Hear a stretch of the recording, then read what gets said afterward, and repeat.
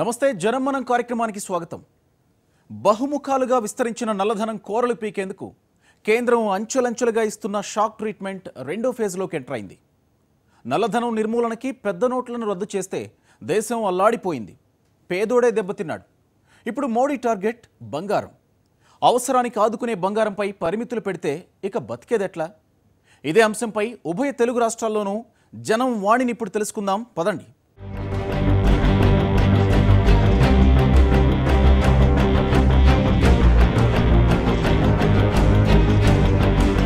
నల్లధనం తుంటి మీద కొడితే సామాన్యుడి పళ్ళు రాలుతున్నాయి.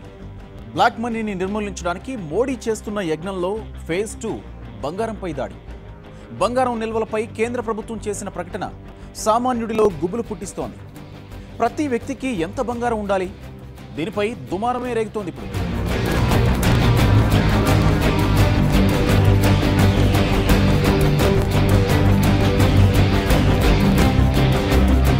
ఆపరేషన్ బ్లాక్ మనీ, నల్ల కుబేరుల నడ్డి విరచడానికి మోడీ చేస్తున్న సర్జికల్ స్ట్రైక్స్ ఇప్పుడు బంగారంపై గురిపెట్టాయి.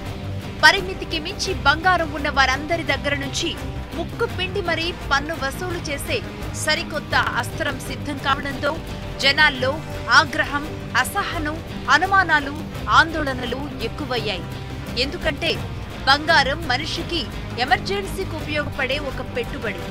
తాతల కాలం నుంచి ఉన్న వడ్డాణాలకి, రూపాయి కష్టపడి పోగేసి కొన్న కాసుల పేర్లకి ఇప్పుడు కాళ్ళొచ్చేశాయి. పరిమితికి మించి బంగారం ఉండకూడదన్న కేంద్రం ఆంక్షలపై మహిళా లోకం బగ్గుమంటోంది. ఎప్పటి బంగారానికో ఇప్పుడు లెక్కలు ఎలా చూపుతామని నిలదీస్తున్నారు. బంగారం మనిషికి ఆర్థిక భద్రతనిస్తుంది, భరోసాని ఇస్తుంది, ఆత్మ గౌరవాన్నిస్తుంది, ఆత్మవిశ్వాసాన్ని పెంచుతుంది. కష్టాల్లో మనిషిని ఆదుకునే శక్తి బంగారానికి మాత్రమే ఉంది. బంగారం పరిమితులపై, జైట్లీ ప్రకటనలపై మహిళల్లో అంతులేని ఆందోళన. శుభకార్యాల్లో బంగారానికి కాలం చెల్లినట్లేనా? 30 ఏళ్ల క్రితం నాటి కాసుల పేరుకు ఇప్పుడు పన్ను ఎలా కట్టాలి? ఎందుకు కట్టాలి? సంపన్న వర్గాలు కేజీల కొద్దీ బంగారాన్ని నిల్వ చేసుకుంటుంటే వారిపై పడకుండా మధ్యతరగతి వారిని ఎందుకు వేధిస్తున్నారు అంటూ మరికొందరు భగ్గుమన్నారు. వారసత్వంగా వచ్చే బంగారానికి పన్నులు, రసీదులు అంటే ఇప్పుడెలా? వరలక్ష్మి వ్రతానికి కాసు బంగారం కొంటాం. ధన్తేరస్ కి బంగారం కొనడం చాలా మందికి సెంటిమెంట్. అదీ కాక పెళ్లిళ్ళు, పేరంటాళ్ళు, పురుళ్ళు, పుణ్యాలు, పండుగలు, పుట్టినరోజులు, పెళ్లి రోజులు, సీమంతాలు, ఇలా ఏదో ఒక అకేషన్ పేరు చెప్పి అంతో ఇంతో బంగారం కొనడం ఆనవాయితీ. బంగారం ఇంట్లో ఉంటే లక్ష్మీదేవే ఇంట్లో ఉందన్న అనుభూతి ఆడవాళ్లకి. చైనా తర్వాత భారత్లోనే ఎక్కువ గోల్డ్ వినియోగిస్తారు.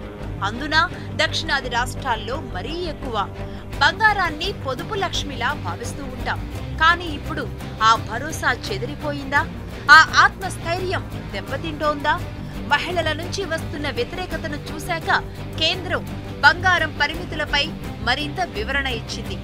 వివాహితుల దగ్గర 500 గ్రాములు, అవివాహితుల దగ్గర 250 గ్రాములు, పురుషులకు 100 గ్రాముల బంగారం ఉండొచ్చని, వాటికి ఎలాంటి లెక్కలు చూపించాల్సిన పనే లేదని తేల్చి చెప్పింది.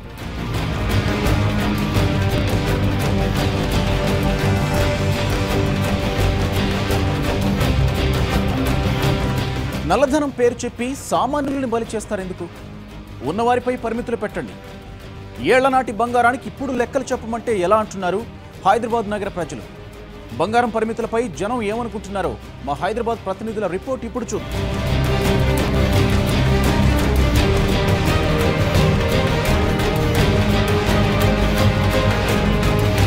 దేశంలో నల్లధనం వెలికితీతకు కేంద్రం తీసుకున్నటువంటి పెద్ద నోట్ల రద్దుతో ఒక అడుగు ముందుకేసిన కేంద్ర ప్రభుత్వం మరో అడుగుతో మహిళలు ముఖ్యంగా ఆభరణాలను ధరించే బంగారంపై గురిపెట్టింది. హైదరాబాద్ నగరంలోని కొంతమంది మహిళలను అడిగి తెలుసుకునే ప్రయత్నం చేద్దాం. మీ దగ్గర ఎంత బంగారం ఉన్నా లెక్క చెప్పాలని గవర్నమెంట్ అంటుంది. మీరు దాన్ని ఏ విధంగా చూస్తున్నారు? ఆడకెళ్ళి తెచ్చి లెక్క చెప్పదము. ఇప్పుడు ఆడపిల్లలకు తల్లిదండ్రులు పెడుతున్నారు. వాళ్ళు రసీదులు ఇస్తారు. మాకు సామాన్ పే మీద పెట్టి తోలిస్తున్నారు. మరి ఆ రసీదులు ఎక్కడ పడేసినామో ఎడదెత్తాం బిడ్డ. లేని రసీదు ఎడదెత్తము. ఆ మోదీ సార్ ఎవరో దన్నమని ఒకటే పరేయమని బాంబుని అందరం చచ్చిపోతాం. ఆ పని చేయమని ఇవన్నీ ఇక రేపు పొద్దుగా నిందని చూడమని బంగారం అయింది ఇండ్లను చూడమాను. మరి ఇట్లా కట్టలు ఉన్నోళ్ళేమో బెంకులకు కూనాలు ఉంటారు, గుర్తుంటారు, దోస్తులు ఉంటారు, కట్టలు కట్టలు ఉండబోతారు. మా గరీబ్ వాళ్ళకి వచ్చినది ఇదంతా బాధ. మా గరీబ్ వాళ్ళ మీద వల్ల ఇదే నా మీది అందరితో గుద్దిపించుకున్నాం మంచిగా గడ్డ మీద కూర్చొని. ఇప్పుడు ఇంత ఉండాలంటే ఒక అమ్మాయి పెళ్లి చేయాలంటే కనీసం ఒక 10 తులాలైంది పెళ్లి చేసుకోరు కావాలంట. ఇప్పుడు అమ్మాయి పుట్టినప్పటి నుంచి చిన్నప్పటి నుంచి కష్టపడి ఇంత చిట్టో ఏదో వేసుకొని కష్టపడి చేసుకుంటున్నాము. ఎంతో ఇంత కొంటాము. ఒక్కసారి రసీదులు కావాలంటే పెళ్ళప్పటికి ఇప్పటికి రసీదులు కావాలంటే ఏడుకెళ్ళి తీసుకొస్తాము? ఉండవు కదా. సంవత్సరానికి ఇంత కొంటాం, ఒకసారి కొనేదైతే కాదు. అవన్నీ రసీదులు ఇప్పుడు ఏడ తెస్తాము? ఇంత అవసరానికి ఏదన్నా లేనప్పుడు తిననీకి లేనప్పుడు బ్యాంకులో పెట్టుకుంటున్నాం, తెచ్చుకుంటున్నాం, తింటున్నాము. కష్టపడి తెచ్చుకుంటున్నాం. ఎవరైతే గవర్నమెంట్ అయితే తెచ్చి ఇవ్వలేదు కదా. దొంగ బంగారు అయితే కాదు కదా, కష్టపడి సంపాదించుకున్నదే కదా. ఆడపిల్లలు ఉన్నారు ఇద్దరు, అంతనో ఇంతనో అప్పుడు మాసం అప్పుడు తులం అరతులం ఇట్లా కష్టపడి చేయించుకుంది ఉంది. ఇప్పుడు రసీదులు కావాలంటే ఇప్పుడు మా అత్తమ్మ వేసినది కొంచెం ఉంది. ఇప్పుడు అత్తమ్మ రసీదు ఇచ్చిందా, చచ్చిపోయింది. ఇప్పుడు ఏడు నుంచి తెచ్చియాలి రసీదులు. ఇప్పుడు రసీదులు కావాలంటే ఎక్కడికి వెళ్ళి తీసుకొస్తాం చెప్పి మేము కష్టపడి సంపాదించుకొని తెచ్చుకున్నాం. ఇప్పుడు తులం అప్పుడు తులం 10 తులం ఇట్లా ఏదో సంపాదించుకున్నాం. కానీ గవర్నమెంట్ కంటే మేము దోసుకోలేదు. ఎప్పుడో తెచ్చిన వాళ్ళ రసీదులు కావాలంటే ఇప్పుడు ఏడబడ్డ వారిని తీసుకురావాలంటే కాదు కదా. కొత్త కానులు పెట్టిండ్రు. కొత్త కానులు పెట్టితే ఎక్కడికి వెళ్ళి తీసుకొస్తాం మేము? మా కష్టం మేము చేసుకొని మేము బతుకుతున్నాం. కానీ మేమైతే గవర్నమెంట్ ఇవ్వమని మేము అడుగుతలేము కదా. ఉండవాళ్ళ తీసుకురావాలి, లేని వాళ్ళ కాడ ఏం లేదు. ఆ లేని వాళ్ళ మీద కూడా ట్యాక్స్, ఉన్నవాడు ఎటు దాచుకుంటున్నాడు. మీ ట్యాక్స్ వాళ్ళకి వేయండి. లేని వాళ్ళు ఏదో 1-2 తులాలు వెళ్ళి బ్యాంకులో పెడితే దాని మీద కూడా ట్యాక్స్ అంటే వాళ్ళు ఎక్కడి నుంచి తెచ్చి కడతారు లేని వాళ్ళు? అది తప్పు కదా. ఇక రిసీట్ అంటారా? ఇప్పుడు దాకా మనకి బర్త్ సర్టిఫికేట్ మన తాతలకి ముత్తాతలకి ఎవరికి లేవు బర్త్ సర్టిఫికేట్లు. ఇప్పుడు జనరేషన్కే అడుగుతున్నారు. ఇప్పుడు జనరేషన్లకే ఉన్నాయి బర్త్ సర్టిఫికేట్లు. ఇప్పుడు కూడా గోల్డ్ అయినా సరే ఇప్పుడు కావాలంటున్నారు కాబట్టి ఇక ముందు కొనే వాటి మీద రిసీట్లు తీసుకుంటారు. ఇక ముందు కొనే వాటి మీద ఎక్కడి నుంచి వచ్చింది ఏంటనేది రిసీట్లు కంపల్సరీ అంటే కంపల్సరీ తీసుకొని మీకు లెక్క చెప్పి మీకు చూపిస్తారు గవర్నమెంట్కి. నల్లధనం నువ్వు తీయడానికైతే పెట్టారు, అది కరెక్టే, కాదని ఎవరు అంటలే. కానీ అది ఉన్నవాడి దగ్గర పెట్టండి, లేనివాడి మీద రుద్దద్దు. అది బంగారం అంటే అందరికి ఉన్నప్పుడు అప్పుడెప్పుడో 6 తులం 10 తులం సంపాదించుకున్నారు. ఇప్పుడు కాదు కష్టం దాని మీద లెక్కలు చూపుతారు. ఇప్పుడు లెక్కలు చూపడానికి ఏమీ లేదు, ఎవరి దగ్గర లేదు చూపడానికి. ఇప్పుడు లైన్లో చేసినా బాగానే ఉంది. ఉన్న వాళ్ళ మీద అందరు లైన్లో ఒక్కరని నిలబడుతున్నారు. వచ్చేసి అందరు లేని లైన్లో నిలబడుతున్నారు. ఇక ముందు కొనే బంగారం పైన ట్యాక్స్ కావచ్చు, రిసిప్ట్లు కావచ్చు అడిగితే తేగలం. కానీ ఆ గతంలో తాతల ముత్తాతల కాలం నుంచి ఆనవాయితీగా వస్తున్న బంగారం పైన మాత్రం లెక్క చూపలేమని చెప్పేసి మహిళలు కోరుతున్నారు.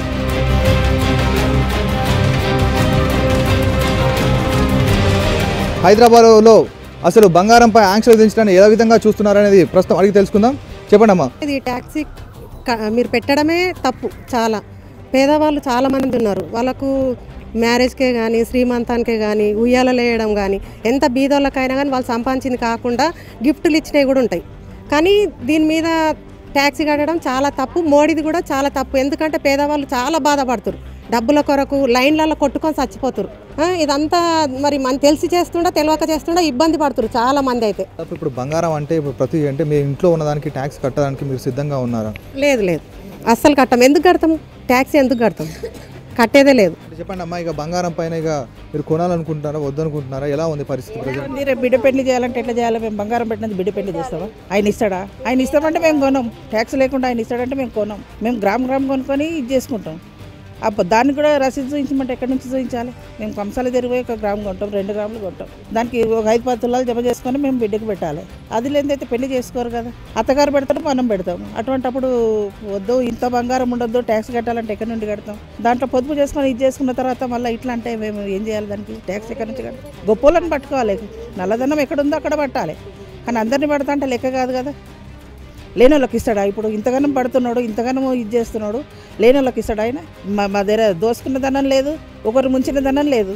అది తీసుకుపోయి కొనడానికి కుప్ప పెట్టి కొనేసినామంటే ఒక 10 తులాలు 20 తులాలు కొన్నామంటే దానికి ట్యాక్స్ కడతాం. మామూలుగా కొన్న దానికి ట్యాక్స్ ఎక్కడి నుండి కడతాం మేము? ఇప్పుడు మా కూతురు పెళ్లి చేసినాము.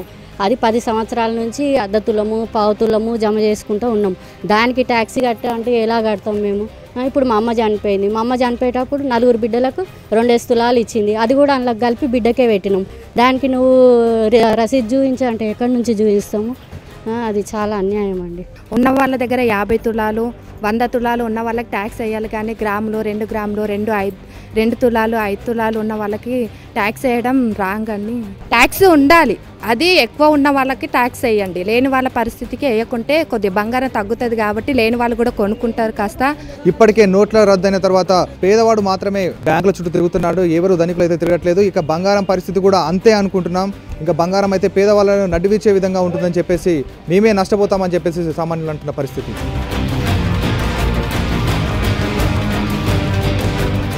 మనిషికి చాలదా? ఉన్నంతలోనే పొదుపుగా జీవించలేమా? గోల్డ్పై మోడీ గోల్డెన్ రూల్స్ సరైనవే అనేవారు కొందరు. మంచి జరుగుతుంటే ఆ మాత్రం ఇబ్బందులు భరించలేమా అనేది వారి ప్రశ్న. సరే, ఇప్పుడు గోల్డ్ పరిమితులపై ఆంధ్రప్రదేశ్ రాజధాని విజయవాడ ప్రజలు ఏమనుకుంటున్నారో మా విజయవాడ ప్రతినిధి మధు అందిస్తారు. 500 గ్రాముల వరకు పెళ్ళైన ఆడవాళ్ళకి, 250 గ్రాముల వరకు పెళ్లి కాని ఆడవాళ్ళకి ఉండొచ్చు, అదేవిధంగా పురుషులకి 100 గ్రాముల బంగారం ఉండొచ్చు అనేది కేంద్ర ప్రభుత్వం తాజాగా ఇచ్చిన లెక్కలు కనిపిస్తాం. ఎలా చూస్తున్నారు మీరు? 1/2 కేజీ బంగారం కంటే ఇంకంతకంటే మనం ఎక్కువ యూజ్ చేయం ఆడవాళ్ళు అన్నది. మంగళసూత్రాలు కనుక, నెక్లెస్ అనగా, హారం అనగా ఇవన్నీ కలిపితే చక్కగా ఒక 1/2 కేజీ వస్తుంది.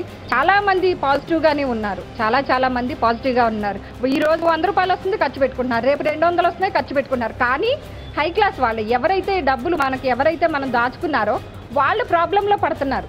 ఆ 1/2 కేజీ కంటే పరిమితం ఎక్కువగా ఉంటే కనుక వాళ్ళు తీసుకుంటా హ్యాండ్ వర్క్ చేసుకుంటారు. దానివల్ల మనకు ప్రాబ్లం ఏంటండి? ఒక 1/2 కేజీ కంటే ఎక్కువ ఉండటం మనం ఏం చేసుకుంటాం చెప్పండి?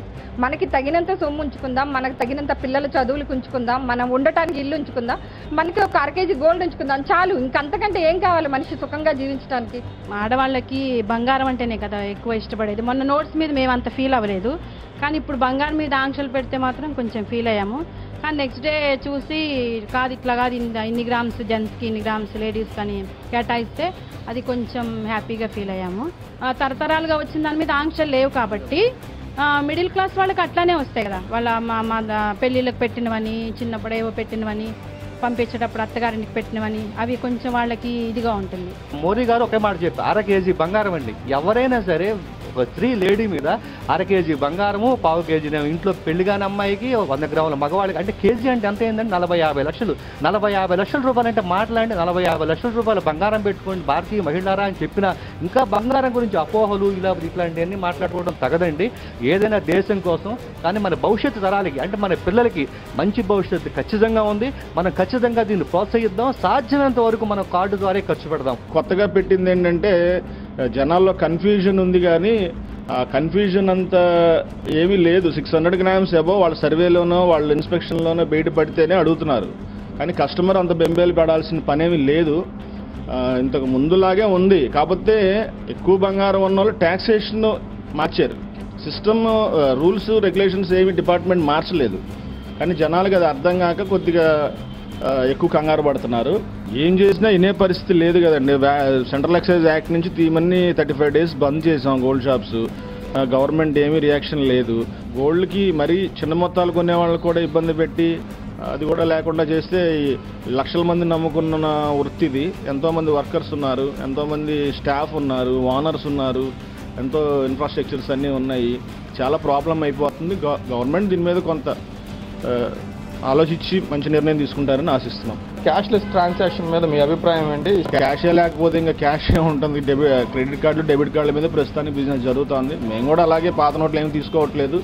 కొత్త నోట్లు ఎవరన్నా తెస్తే, లేదంటే క్రెడిట్ కార్డు, డెబిట్ కార్డు ఉంటే అవి తీసుకుంటున్నాం.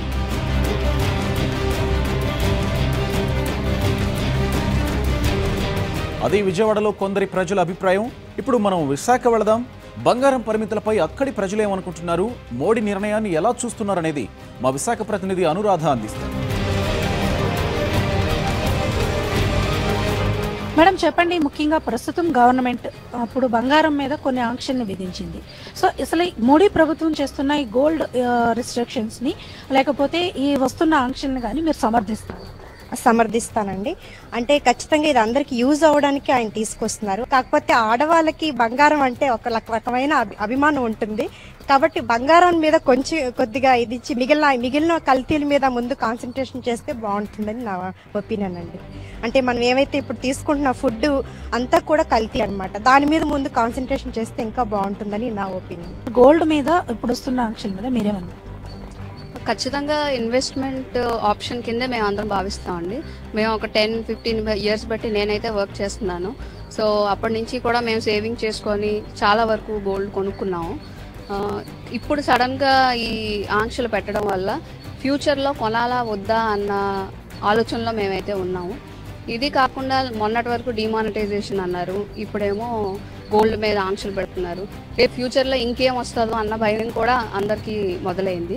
ఇప్పుడు ఏ పార్టీకి వెళ్ళాలన్నా, ఏ ఫంక్షన్కి వెళ్ళాలన్నా ముందు వాళ్ళకి గిఫ్ట్ ఇవ్వాలంటే గోల్డ్ వైపే చూస్తాం. సో ఆ రకంగా చూసినా మనం ఇంట్లో మన పూజ అయినా పేరెంట్ అయినా సరే ముందు గోల్డ్ వైపే చూస్తాం. ఆ రకంగా చూస్తే మనం ఎంత అని పెట్టుకుంటే రేపు ఫ్యూచర్లో ఇంకా అటువైపు ఆలోచించడమే మానేస్తాం. నా హస్బెండ్ కూడా తెలియకుండా పైసా కూడబెట్టి పలానా దాంట్లో స్కీమ్ ఉంది అంటే గ్యారంటీగా అందులోనే నేను పెట్టి అలాగే కొనేదాన్ని నేను. ఇప్పుడు ఇవి అటువైపు ఇంకా ఆలోచన కూడా రావట్లేదు. ఇలా ట్యాక్స్లు పెట్టడం వల్ల, టార్గెట్ చేయడం వల్ల మాత్రం చాలా ఇదిగా ఉంది. నాకు అసలు కొనాలో వద్దని ఆలోచన అయితే మొదలైంది. బంగారం అనేది భారతదేశంలో ప్రతి మహిళ కూడా లక్ష్మీదేవి స్వరూపంగా తీసుకుంటారు. ఇది కూడా తరతరాల నుంచి వస్తున్న బంగారం అండి. దానికి ఎవరు కూడా ఇప్పుడు రసీదులు అంటే మనం ఇవ్వలేం, కానీ ఫ్యూచర్లో ఎప్పుడు రసీదులతో తీసుకుని ట్యాక్స్ కట్టి మనం వైట్గా చూపించుకుంటే అసలు ఈ ప్రాసెస్ కూడా చాలా మంచిది. దానివల్ల ఏంటంటే దొంగల భయాలు అన్నీ తగ్గుతూ ఉంటాయి. మనం సేఫ్గా అంటే ఇంత ఉండాలి లిమిట్ అనేది కూడా మంచిదేనండి. అలా ఉండడం వల్ల ఏంటంటే గోల్డ్ లిమిట్ పెట్టడం వల్ల కూడా మిగతా డబ్బుని మనం వేరే ఇన్వెస్ట్మెంట్ కూడా చేసుకోవచ్చు, భూముల మీద పెట్టచ్చు. కానీ ఏదైనా సరే వైట్గా పెట్టాలి అనేదే ఆయన చేస్తుంది. నాకైతే చాలా నచ్చిందండి. భారతదేశంలో ఒక పూజ అయినా, వరలక్ష్మి వ్రతం కానీ, ధన్తెరస్, దీపావళి ఇలాంటి ఏదైనా బంగారం కొనడం మన ఆనవాయితీ. మరి ఇప్పుడున్న పరిస్థితుల్లో బంగారం కొనుగోళ్ల వైపు వెళ్ళే అవకాశం ఉందా? తప్పకుండా ఉందండి. ఎందుకంటే మరి దీపావళికి కానీ, సంక్రాంతికి కానీ ఇలాంటి గోల్డ్ కంపల్సరీ కొంటాం కదా. ఇప్పుడు దాని మీద కంపల్సరీ ట్యాక్స్ విధిస్తామంటే మాత్రం అది బాగాలేదు. అది నెక్స్ట్ ఏంటంటే మరి ఉన్న గోల్డ్ చాలా గోల్డ్ కొనుక్కున్నాం కదా, మరి ఇప్పుడు ఇంతే అని పెడితే మాత్రం అవ్వదు కదా. ఆ పద్ధతి మాత్రం బాగాలేదు. ప్రస్తుతం ఉన్న పరిస్థితుల్లో ఇప్పుడు ప్రభుత్వం ఇస్తున్న ఇన్స్ట్రక్షన్స్లో అసలు గోల్డ్ కొనడానికి ఇంట్రెస్ట్గా ఫీల్ అవుతున్నారా? అలాగే గోల్డ్ని ఇన్వెస్ట్మెంట్ అనుకుంటున్నారు? మోడీ గారు తీసుకునే నిర్ణయం అయితే ఖచ్చితంగా చాలా మంచి నిర్ణయం అండి, నల్లధనం గురించి అయితే. కానీ ఈ బంగారం గురించి అంటే ప్రతి సంవత్సరం చిన్న చిన్న పండుగలు వస్తూనే ఉంటాయి, ప్రతి సంవత్సరం కొనుక్కుంటూనే ఉంటాం. అవన్నీ చూసుకుంటే ఇప్పటికి చాలా దాటే ఉంటుంది అసలు వాళ్ళు చెప్పిన లిమిట్. కానీ అలాగని మేము ఇప్పుడు ఉన్నదానికి చూపించడానికి అయితే ఖచ్చితంగా కష్టమే. కానీ ఇప్పటి నుంచి జాగ్రత్త పడడం, ప్రతిదీ వైట్లోనే తీసుకుంటూ ఉంటాం కాబట్టి మాకైతే అది దీని గురించి ట్యాక్స్లు అవన్నీ వేయడం కూడా నాకైతే నచ్చలేదు.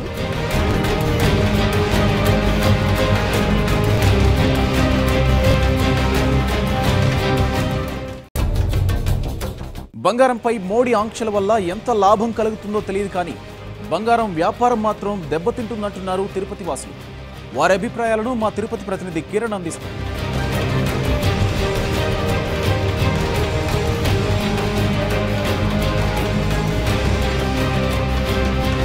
బంగారం పైన కేంద్ర ప్రభుత్వం దృష్టి సారించినట్లుంది, పరిమితులు కూడా విధిస్తుంది. ఇది కరెక్టేనంటారా? బంగారం మీద కొత్తగా ఏ విధమైనటువంటి పరిమితి నిర్ణయించలేదు.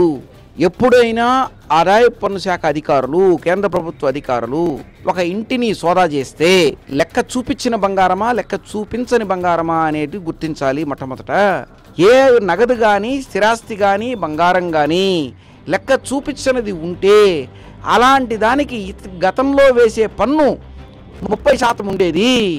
అలాంటి దాన్ని ఇప్పుడు మేము పెంచుతున్నాము. అంతేగాని బంగారాన్ని కొత్తగా ఏ విధమైనటువంటి పరిమితుల్ని పెంచడం కానీ తగ్గించడం కానీ చేయలేదు. పాత బంగారం కూడా రసీదు ఉండాలి అని అంటున్నారు. ఇది ఎంతవరకు వాస్తవం అంటారు? భారతదేశంలో వీలు కాని పని ఏదైనా ఆదాయ పన్ను చట్టానికి ఎంత సవరణలు కేంద్ర ప్రభుత్వం చేసినా ప్రభుత్వం ఇచ్చినటువంటి రూల్స్ కూడా ఆచరణ సాధ్యం కానప్పుడు కోర్టు కొట్టివేసిన సందర్భాలు కోకొల్లలుగా ఉన్నాయి. కనుక ఈరోజు మేము ఇంటికి వచ్చి చూస్తే మొత్తం బంగారానికి రసీదు ఇవ్వండి అని అడగడం అనేటువంటిది హాస్యాస్పదం.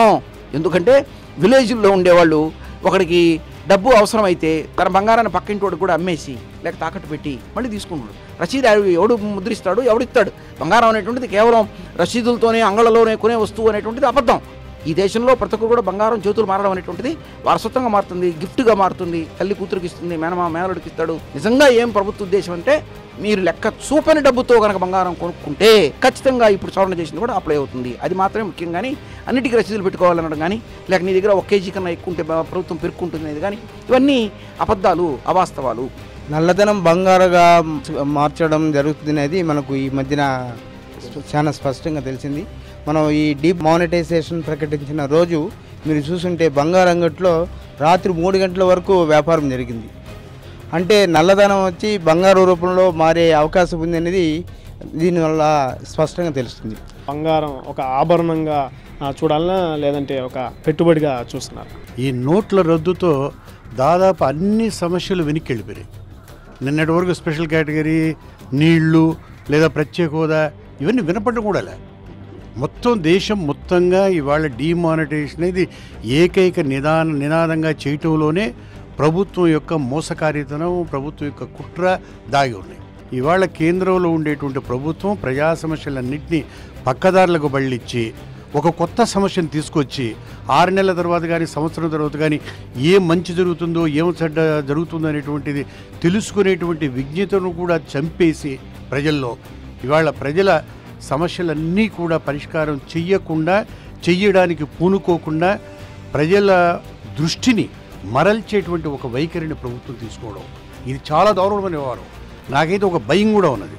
పోయిన ఏడాది అద్వానీ గారు ఒక మాట అన్నారు, అయ్యా ఈ దేశంలో చీకటి రోజులు అనేటివి పూర్తిగా ముగిసిపోలేదు.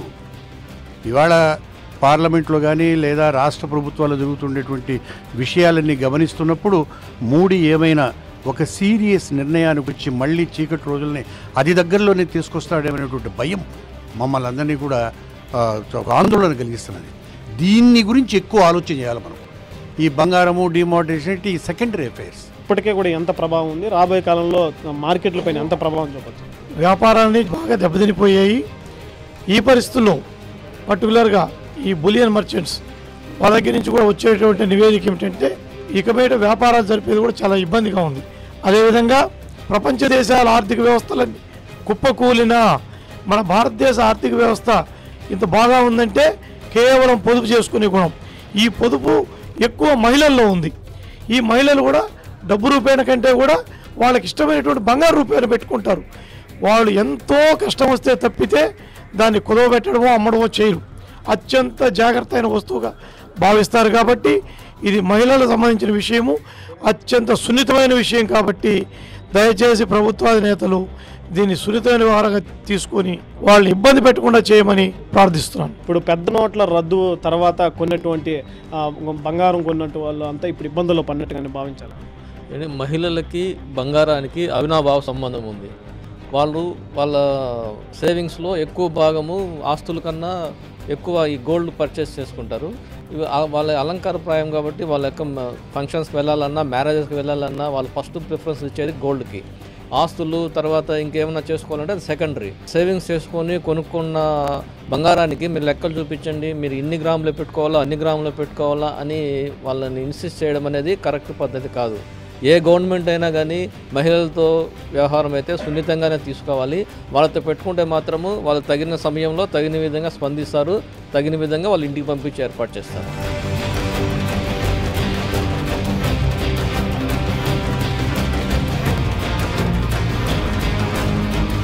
నల్లధనం వెలికి తీస్తాం, అక్రమార్కుల భరతం పడతాం. కొద్ది నెలలు ఓపిక పట్టండి, చేస్తున్నది ధర్మ పోరాటం అంటున్నారు మోడీ. అధర్మంపై చేసే యుద్ధం కోసం ఎన్ని కష్టాలైనా ఓర్చుకోవడానికి సిద్ధమే. కానీ ఈ చర్యల వల్ల ఫలితాలు గ్యారంటీగా వస్తాయా? అక్రమార్కులను నేరుగా అటాక్ చేయకుండా సామాన్యులను ఇబ్బంది పెట్టడం ఏంటన్నది మధ్యతరగతి పౌరుల వాదన.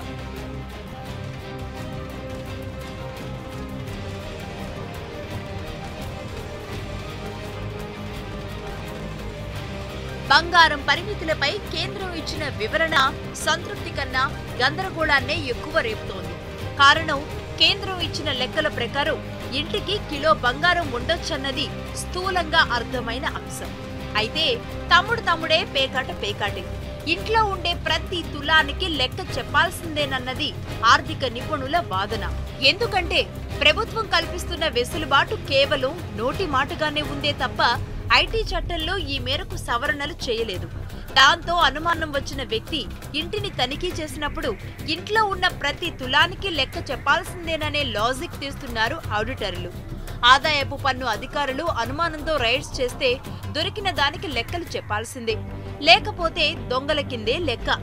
నల్ల బంగారం అయితే పన్ను కట్టి దాన్ని వైట్ చేసుకోవాల్సిందే. చట్టం ముందు నోటి మాటలు, ప్రెస్ నోట్లు చెల్లవు. ఇక కుటుంబం మొత్తంగా బంగారం లెక్కలు చెబితే ఆదాయపు పన్ను శాఖ ఊరుకోదు. ఎందుకంటే ప్రతి వ్యక్తి ఆదాయాన్ని వ్యక్తిగతంగా లెక్కిస్తుంది తప్పితే అందరిది కలిపి లెక్కించదు. ఇక గోల్డ్ పరిమితులు ఆంధ్రప్రదేశ్లో టీడీపీ బీజేపీ మధ్య దూరాన్ని మరింత పెంచుతున్నాయి. తెలుగు తమ్ముళ్లు మంత్రులు ఈ నిర్ణయంపై ఆగ్రహం వ్యక్తం చేస్తున్నారు. ముఖ్యమంత్రి చంద్రబాబు కేంద్రంతో మాట్లాడాలని, లేకపోతే ఈ తుగ్లక్ పాలనను క్షమించబోమని మంత్రులు వార్నింగ్స్ ఇస్తున్నారు.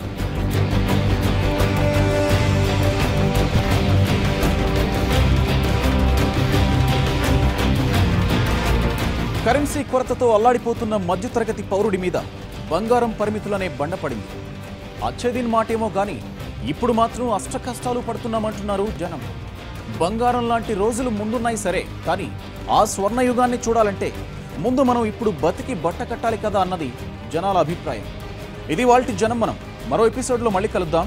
నమస్తే.